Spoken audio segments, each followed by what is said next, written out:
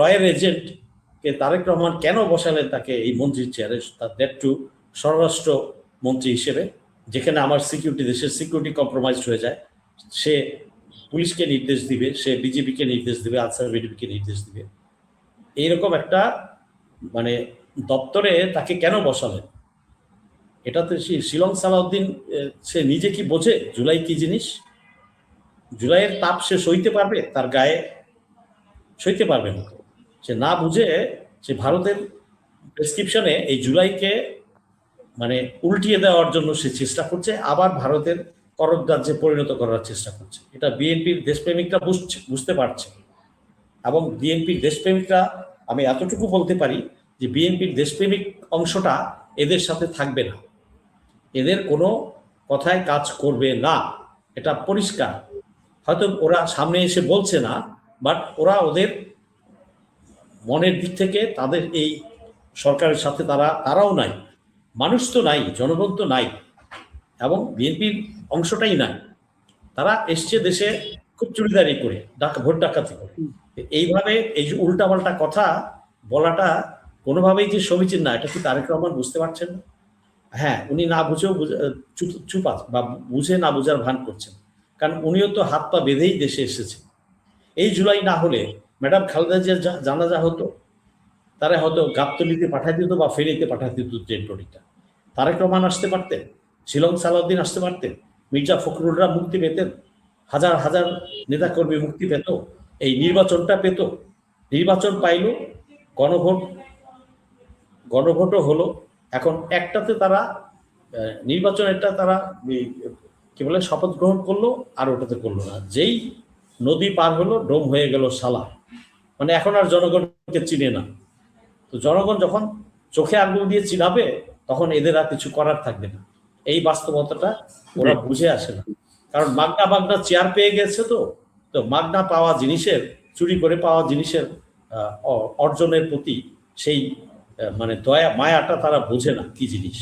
অতএব তারা বুঝতে পারবে খুব অচিরেই, সামনেই দেখতে পাবেন কি হয় না। ঈদটা যাক, ঈদের পরেই তো কেউ আর এটা মানবে না, এবং এটা নিয়ে প্রচন্ড নাড়া পড়বে, এটা নিয়ে দেশব্যাপী প্রচন্ড নাড়া পড়বে।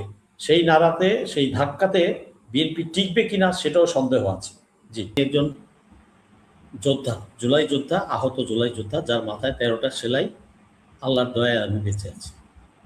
আর আমি 10 সালের শেষের দিক থেকেই আমি একজন মাঠ কর্মী, কোনো দলের কর্মী না, রেজিস্টার্ড কোনো দলে আমি জয়েন করিনি, বাট প্রতিটা আন্দোলনে আমি মাঠে ছিলাম, অ্যাক্টিভলি মাঠে ছিলাম, প্রেস ক্লাবে ছিলাম, শহীদ মিনারে ছিলাম, শাহবাগে ছিলাম, সব জায়গায় ছিলাম। আর এই জুলাইতে তো পুরাটাই ছিলাম, এখনো আছি মাঠে। আচ্ছা, টকশোর সুশীলতা আর বাস্তবতা এক জিনিস নয়, এটা দর্শক শ্রোতারা খুব ভালোভাবেই মাপতে জানে। আর অন্য কিছুতে যাচ্ছি না। আর প্রমাণ, এই যে সারা জাতি যেখানে দেখেছে যে এটা চুরিদারি ডাকাতি হয়েছে, একজন শ্রোতা তার প্রমাণ দিয়ে দিলেন। প্রমাণ পেতে হলে আপনি দুই দলের প্রধানের কাছে যান, তারা বুকে হাত দিয়ে বলুক এটা হয়েছে কিনা, তারাই বলবে। আর নির্বাচন কমিশনের কাছে যান, আর তারপরেও যদি চান চ্যালেঞ্জ করেন, প্রতিটা কোর্টে গিয়ে রেজাল্ট শিট 90 দিন পর্যন্ত প্রিজার্ভ করে, তারা সব বেরিয়ে যাবে আলহামদুলিল্লাহ। জি, এখন আসি, এই যে সড়কমন্ত্রী বলেছেন যে ভাড়া কোনো মালিক নিচ্ছেন না। আমি দেখেছি ইজতেমার মাঠে যখন আসে, তখন হানিফ পরিবহন এবং অন্যান্য আরও 2-1 বাস মালিকরা এই ধর্মীয় কারণে, ধর্মীয় অনুভূতির কারণে এই বাস ভাড়া অনেক সময় ফ্রি করে দিয়েছে। কিন্তু ঈদের সময় বাড়ি যাবে এবং ফেরত আসবে, এটা গত 54 বছরের ইতিহাসে আমার যতটুকু মনে পড়ে, আমি জানি না আমার এই দুই ভাই আরো ভালো জানতে পারেন, আমি যতটুকু জানি, ছোট মানুষ, কোনো দিনই এটা হয় নাই যে মালিকরা ভাড়া কম নিয়েছে, আমি দেখি নাই। হয়তো 1-2টা কেসে কাউকে আত্মীয় পরিজন অথবা পরিচিত বন্ধু বান্ধব তাদের বেলায় ডিসকাউন্ট দিতে পারে, সেটা ভিন্ন কথা, বাট ইন জেনারেল কখনোই এটা হয়নি। আর এবারও যেটা হয়েছে এটা বিশ্বাস করার কোনো কারণ নেই, কারণ মাঠের বাস্তবতা কিন্তু ভিন্ন। ওই সোশ্যাল মিডিয়াতে বা মিডিয়ার সামনে মন্ত্রী বলেছেন, ভালো কথা, কিন্তু আমরা যদি মাঠে যাই তাহলে প্রমাণটা দেখতে পাবো, এবং এ ব্যাপারে কোনো সন্দেহ নেই। ভাড়া, হ্যাঁ, ঈদের সময় ভাড়া একটু বেশি নেওয়ার সুযোগ নেয়, এটাই বাস্তবতা, এটাই সত্য, বাংলাদেশে হয়ে আসছে, দেখে আসছি আমরা। এবং টিকিটগুলা করে কি, আগের থেকেই কারো কারো কাছে বিক্রি করে দেয়, ওই বাস কর্মীদেরই বা ওই কাউন্টারের স্টাফদেরই কেউ বা কোনো পরিচিত আশেপাশে যারা যোগসাজশ বা ওখানে সিন্ডিকেট যারা আছে এরাই কিনে নেয়, কিনে নিয়ে পরে আবার একটু বেশি দামে বিক্রি করে। কাউন্টার হয়তো বলবে না, দাম এত, নাই, টিকিট নাই। এই নাই মানেটাই হচ্ছে আপনি বাইরে থেকে কিনেন, দালাল ধরে কিনেন এবং বেশি দামে কিনতে বাধ্য হন। মানুষ অসহায়, সারা বছর অপেক্ষায় থাকে যে পরিবার পরিজনের সাথে ঈদ করতে যাবে এই মানুষগুলো, কিন্তু তারা তখন জিম্মি হয়ে যায়। ওরা যে জিম্মি হয় এটা বাস্তব এবং দিনের আলোর মতো সত্য। এখানে আমি আপনি টকশোতে অ্যাগ্রি করি আর ডিসএগ্রি করি, কোনো দলকে সাপোর্ট দিলাম, সুশীলভাবে কথা বললাম, তাতে কিছু আসে যায় না। মাঠের বাস্তবতা ভিন্ন, এটা আমরা সবাই জানি। কিন্তু অতএব এই যে উনি বলেছেন, এটা বাস্তবে যদি উনি দেখাতে পারেন তাহলে তো সবচেয়ে বেশি খুশি হব আমি, কারণ মানুষের জন্য লড়াই করি আমি, দেশের জন্য লড়াই করি আমি, মানুষের জন্য কথা বলি আমি কোনো দলের চামচামি করার জন্য জন্ম নেই। আল্লাহ আমাকে তৈরি করেছেন সেভাবে, যে অন্যায় করবে তাকে অন্যায় বলব, যে ভালো কাজ করবে তাকে আমি সমর্থন দিব, সেটা যে দলই হোক। কোনো দলবাজির মানে আমার রেকর্ডে কোনো দলবাজির কোনো ইতিহাস নাই। জামাত আমির যখন 1 মাস যেতে না যেতেই বলেছিলেন আমি মাফ করে দিলাম, সবচেয়ে বেশি ধোলাই আমি দিয়েছিলাম, এবং টকশোতে, কয়েকটা টকশো এবং সোশ্যাল ফেসবুকেও আমি পোস্ট দিয়েছিলাম, তার কট্টর সমালোচনা করেছিলাম, কঠিনভাবে সমালোচনা করেছিলাম যে আপনি মাফ করে দেওয়ার কে?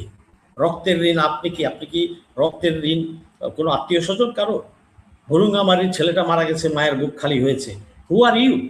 আপনি মাফ করে দেওয়ার কে? আর ধর্মীয়ভাবে কি আপনি মাফ করে দিতে পারেন নাকি? শুধুমাত্র তার রক্তের আত্মীয় মাফ করতে পারে। সো যাই হোক, এটা তাদের স্লিপ অফ টাং ছিল বা যাই ছিল, জাস্টিফাই করার চেষ্টা করেছে জামাত কর্মীরা। বাট পরবর্তীতে তারা বুঝতে পেরেছে, তাদের দলেও আলোচনা হয়েছে, এটাও আমি শুনেছি যে এটা ওইভাবে বলা ঠিক হয়নি, যখন রক্তের দাগ শুকায় নাই। আমি কোনো গেইন করার জন্য, আমি তো 19শে জুলাই আহত হয়েছি, আমার উপর অ্যাটাক হয়েছে, তো আমি কি তখন পদক পাওয়ার জন্য গিয়েছিলাম বা এই ভাতা পাওয়ার জন্য গিয়েছিলাম, কোনো সুশীলতা অর্জন করার জন্য গিয়েছিলাম? কি দরকার ছিল আমার 64 বছর বয়সে আমার যাওয়ার? আমি একজন সৈনিক, আজীবনই সৈনিক দেশের জন্য। অতএব কে কি বলিল না বলিল, কি শুদ্ধ ভাষা বলিল, তাহাতে আসে যায় না। বিপ্লব কখনো শুদ্ধ ভাষা মানিয়া হয় না। ক্লাসরুমে সেটা হতে পারে, সংবিধানে হতে পারে, অফিস আদালতে হতে পারে, চোস্ট ইংলিশ তো সব জায়গায় আমিও বলতে পারি। বাট যখন আমি মানুষের জন্য কথা বলবো, মানুষের ভাষায় কথা বলবো, চোস্ট বাংলা নদিয়া শান্তিপুরী ভাষায় কথা বলার কোনো দরকার নাই। কারণ অডিয়েন্স ক্লাসটা কারা? বাংলাদেশের 95% অডিয়েন্স ক্লাস হচ্ছে সাধারণ মানুষ, আমার আপনার মতো এই এত সুশীল বা সুভদ্র, বিশিষ্ট সুভদ্র ভদ্র লোক না। অতএব তাদের জন্য তারা যে সহজ ভাষায় বুঝবে, সে সহজ ভাষায়, মানুষের ভাষায়, ইভেন লোকাল ডায়ালেক্ট ইউজ করেই আমি কথা বলি এবং বলব। এটাই হচ্ছে কথা, আমার কথা। আচ্ছা, এখন বাস্তবতা হচ্ছে এই বাস ভাড়া, পরিবহন ভাড়া, এগুলো নিয়ে প্রতিটা ঈদেই কিন্তু একটা ঝামেলার সৃষ্টি হয়। আচ্ছা দেখুন তো, আপনি একটু চেক ব্যাক করুন, একটু ফিরে যান 1.5 বছর আগে। ইন্টারিম গভর্নমেন্টের সময় কিন্তু এই বাস ভাড়া এবং ট্রেন ভাড়া এবং যাওয়া আসা নিয়ে কিন্তু সমস্যাটা হয়নি, হয়েছে টুকটাক। এটা একদম 10%-এ নেমে এসেছিল, এখন আবার সেই 100% উঠে গেছে। মনে পড়ে? একটু মনে করার চেষ্টা করুন, আমরা দুই ভাই এখানে যারা আছেন একটু মনে করার চেষ্টা করুন। আমি খুব ক্লিয়ারলি জানি, আমি সোশ্যাল মিডিয়াতে এগুলো সব এসছে, রেকর্ড চেক করলে পাবেন সোশ্যাল মিডিয়াতে গিয়ে, যে কত সুন্দরভাবে গিয়েছে পরিবহন ইয়েটা। এই জাহাঙ্গীর সাহেব ছিলেন স্বরাষ্ট্রমন্ত্রী, উনি সব কিছু তদারকি করেছেন ওই সময়, জেনারেল জাহাঙ্গীর সাহেব, এবং অন্যান্য যারা ছিলেন সবাই খুব সুন্দরভাবে হয়েছে। তার মানে কি এটা সম্ভব? এটা যদি একজন সরকার চায়, তার নাগরিককে সুবিধা দিবে, নাগরিকের জীবন ব্যবস্থাটা সহজ করবে, এটা খুব সম্ভব।